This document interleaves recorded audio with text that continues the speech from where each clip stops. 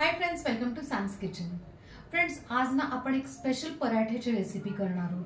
कुठली वेगळी अशी भाजी यूज करणार नाही आहोत। जे रोजच्या रोज किंवा डेली आपल्याकडे घरात असतात असे दोन पदार्थ म्हणजे कांदा बटाटा।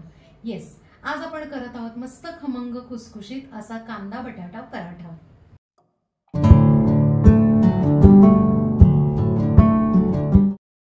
कांदा बटाटा पराठा करण्यासाठी आपण ना आधी पराठ्याची कणिक भिजवून घेऊया।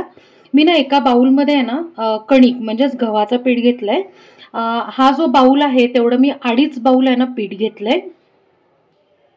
चवीप्रमाणे मीठ, 1 चमचा कलोंजी म्हणजे कांद्याचं बी। आता कांद्याचं बी जर नसेल तर तुम्ही आहे ना ओवा त्यात अर्धा चमचा टाकला तरी चालेल। 1 ते 2 चमचे साजूक तूप। आता हे पीठ आहे ना आधी सगळं मिक्स करून घेऊयात, म्हणजे कोरडं जिन्नस सगळं मिक्स करूया। ॲक्च्युली ह्याच्यात जे मी तूप घातलेलं आहे त्यांनी काय होतं माहितीये का की पराठे आपले ना छानपैकी असे मऊ राहतात, एकदम सॉफ्ट राहतात।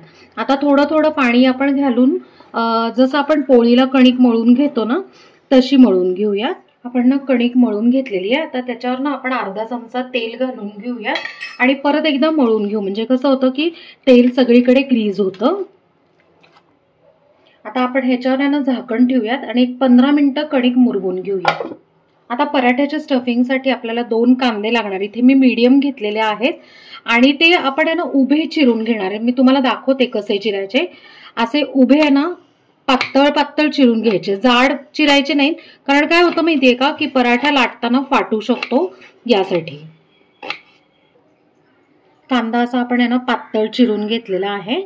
इथे आपण 4 आहे ना बटाटे उकडून घेतलेले आहेत। आता आपण ते किसून घेऊयात। किसायचे याच्यासाठी की आपण आहे ना हाताने पण स्मॅश करू शकलो असतो, पण बऱ्याच वेळा काय होतं चंक्स किंवा बारीक बारीक आहे ना तुकडे राहतात, त्यामुळे आपला पराठा फाटू शकतो। आपण आता बटाटे किसून घेऊया।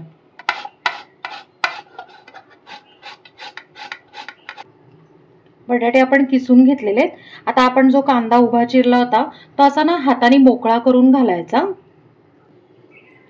पराठा ज्या वेळेला आपण करायला घेतो ना त्यावेळेलाच कांदा टाकायचा। आधी टाकला तर काय होतं माहितीये का की त्याला पाणी सुटतं। आपण पराठा हा आचारी फ्लेवरचा करतोय, म्हणून काय करणार आहे आपण आपला जो लोणच्याचा मसाला असतो ना तो ह्याच्यात टाकून घ्यायचा। मी इथं आता 1.5 ते 2 चमचे घालून घेते। 1 ते 1.5 चमचा आलं आणि लसणाची पेस्ट, चवीप्रमाणे मीठ,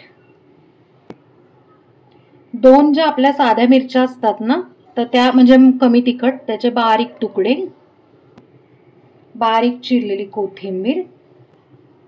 आता आपण हे जे मिश्रण आहे ते सगळं हाताने मिक्स करून घेऊया। पराठ्याचं सारण मिक्स करून तयार झालेलं आहे। आता आपण पराठे लाटायला घेऊया। 15 मिनिटं झालेली आहेत आणि आपली कणिक मस्तपैकी मुरली। आता काय करायचं, पराठे लाटायच्या आधी फक्त आहे ना एकदा मळून घेऊयात आणि सॉफ्ट करून घेऊयात। आता पराठा करण्यासाठी लाटून घेण्यासाठी आपण ना काय केलं माहितीये का की 2 गोळे घेतलेत।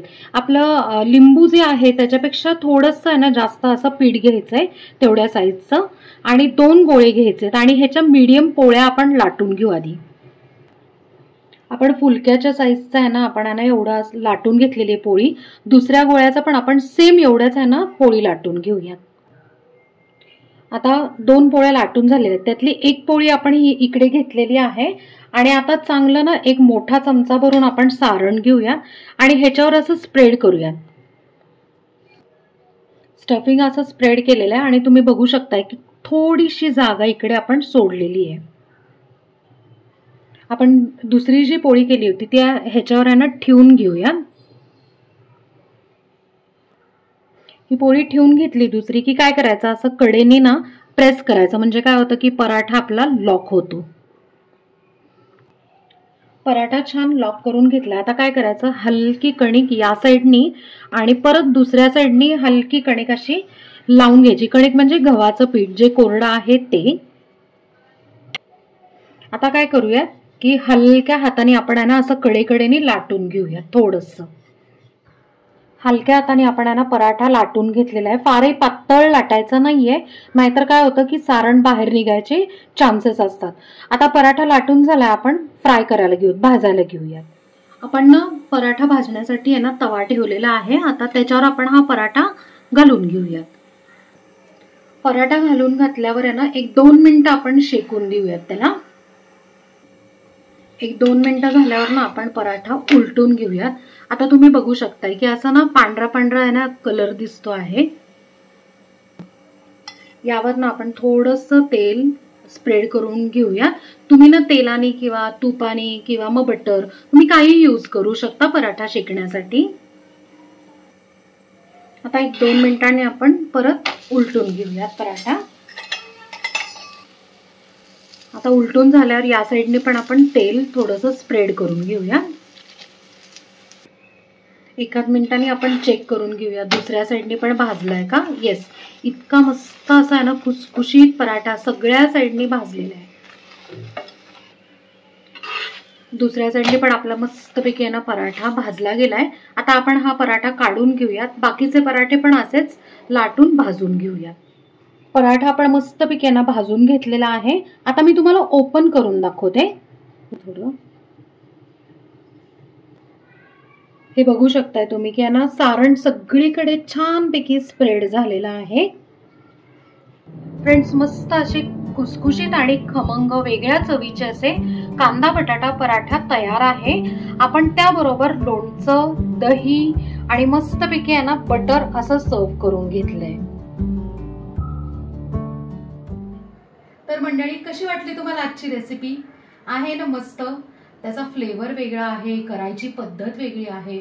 नक्कीच तुम्ही पूर्ण व्हिडिओ बघितला असेल तर तुम्हाला या गोष्टी लक्षात येतील. काही टिप्स पण असतात आपल्या व्हिडिओजमध्ये, त्या तुम्हाला नक्की पूर्ण व्हिडिओ बघितल्यावर कळतील. सो नक्की हा पराठा करून बघा आणि मला कमेंटमध्ये सांगा. आपल्या चॅनलला सबस्क्राईब करा, लाईक करा, शेअर करा आणि कमेंट करा आणि बेल आयकॉन नक्की प्रेस करा नवीन व्हिडिओच्या नोटिफिकेशनसाठी. थँक्यू.